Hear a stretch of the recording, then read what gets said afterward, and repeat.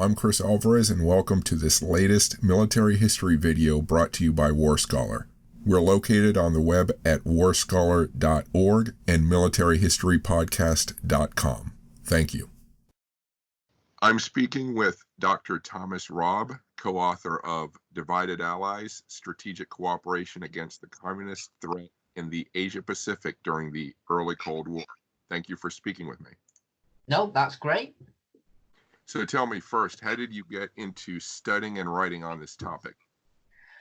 I suppose where the inspiration came from was two strands, which was I was on holiday actually in Australia, and I visited the National War Memorial in Canberra, and they had a mock-up of John Curtin, who's their Prime Minister during the Second World War, give this very inspirational speech, far more eloquent than any of our currently elected leaders, I found it quite interesting, like, oh, look, Australia has its story of the Second World War and the Cold War. And I suppose as a historian, mostly focused on the United States and Great Britain, up until that point, you sort of neglect what you might call the secondary players in these great sort of sweeps of history. So that was particularly interesting. That's what got me interested. And then really the whole kind of angle on how race influences foreign policy and strategic decision making,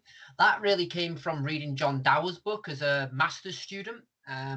His War Without Mercy, it's called. And his main argument, which I suppose I found convincing, was that you can't really explain the level of violence in the Pacific campaigns vis-a-vis the European campaigns, and he means the American experience in particular, without taking into account the racial bigotry, not just of the United States, but also of the Japanese Empire vis-a-vis American troops. This was an interesting take on sort of a well-told story, like World War II. Well, how many books are on that? And Dower's argument was, well, actually, if you take these ideas from like cultural history or intellectual history, you actually get a different answer in the military history. Now, of course, Dower's got some issues. He ignores kind of the operational differences between the two theatres of combat. If you're a young set of Marines or a young set of soldiers, you just dropped off on an island, you're not going to be reinforced. There probably is therefore going to be a tendency to fight to the last, okay? There is no retreat, essentially. So maybe that actually explains it as well as the racial dynamic. Okay. So how is the book laid out? How do you break it down thematically? Yeah, I mean, it's broken down chronologically, essentially. So the first chapter begins with a big overview of World War II from the perspective of those four states. And that's really the most difficult chapter, I think, to write, because it was very difficult to condense this enormous literature on this enormous event and try and take sort of generalities out from it. So who, of those nations, which were most concerned about that region? I know they all were, but who had the strongest worries and why? The most concerned is Australia by far. We can't quite appreciate when you look at a map that New Zealand's quite a bit further away. I think it's about 2,000 miles extra. I think it's about 1,200 miles, like 1,500 miles away from Australia. So if you go to the north of Australia, New Zealand's another 2,000 miles away. So events which are occurring in what you might call Southeast Asia and the collapse of the French position there and the collapse of the Dutch position and Britain's continuing problems with what is seen as Malaya, modern-day Malaysia. So Australia seems to be the most sort of concerned with it. A few years after World War II, China would have been looked at as a possible ally in the region until it certainly is an ally, yeah. The communists won. I guess that totally flipped the situation for everyone, in a sense. Yeah, I mean, the communists come to power in 1949, so by what you would call the fall, or what I call the autumn of 1948, it appears as if China is about to go communist, or the communist revolutionaries are appearing far more successful. Right. So there's a couple of major battles at this point, and the nationalist government essentially just collapses and retreats to what's then known as Formosa or modern-day Taiwan. So 49 is really the kind of big sort of, hello, there's stuff going on over here which we need to pay attention to. Which is, of course, interesting because, again, if you're interested in that kind of grand strategy, you've then got the United States pushing forward with the creation of NATO, trying to, it's pushing ahead with its strategic nuclear program, things like this. So the Truman administration's faced with multiple kind of what you might call fires around the world at the same time. A lot of people, I think the average person wouldn't think about the Soviet Union's involvement in Asian wars during the Cold War, but they were very involved with Korea and Vietnam. Are you able to address that interplay, that concern about the Soviets' push into that? Yeah, I mean, what seems to be the big fear for strategic planners isn't that Moscow's suddenly going to launch a land invasion of, say, Southeast Asia. What they're really worried about is that they're going to encourage coups and continually incite insurrections and essentially topple friendly governments to the West or Western-leaning governments and in their place put in communist governments. How much do economic concerns versus sort of security concerns balance when these four nations discuss the issue? This is one of the interesting things about the role of economic planning and economic thinking.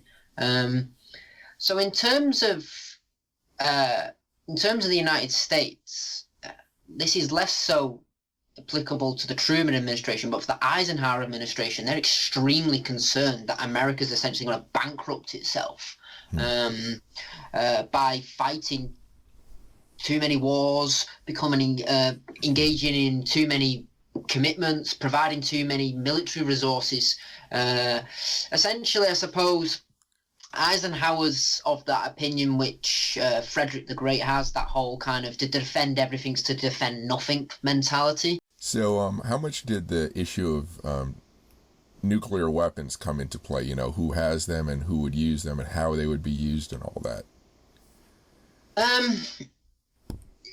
The United States is very protective, especially under the Truman administration, about discussing its nuclear targeting, its nuclear planning. It certainly never discusses this with the Australian and New Zealand governments. It just doesn't come up.